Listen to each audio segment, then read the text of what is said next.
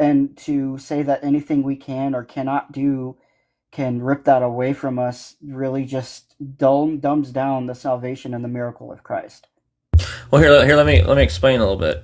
The reason why your works can't make you lose your salvation is because your salvation is not yours. It's from God. It's a gift, and God has made the promise, not us. It's a gift from God. It's not like a gift that I'm giving someone else. That's why it will never go away. And you go to John 6:37. It says, "All that the Father giveth me shall come to me, and him that cometh to me I will no wise cast out." That means in no circumstances he will cast you out. That's because it's not based on us. It's simply all based on God. That's why the Bible tells us we can know that we have salvation, because if it was based on humans, we're all fallible. We always break promises. We always lie. But God's nature, he cannot lie. He cannot break a promise. That's who God is.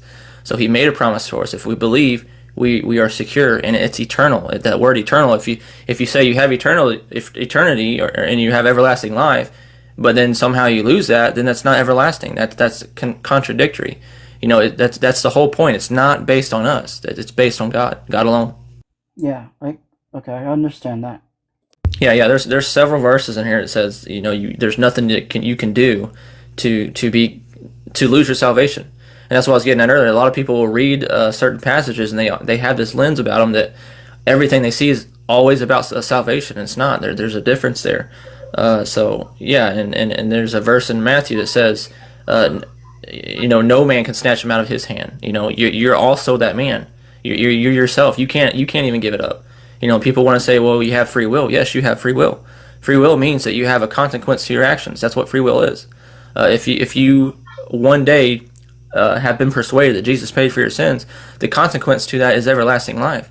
What we do here on earth has a consequence eternally. Just because later on down the road we turn from that or something doesn't mean that the consequence we had before goes away. It's there. It's eternal. That's what the word means, eternal. It never goes away.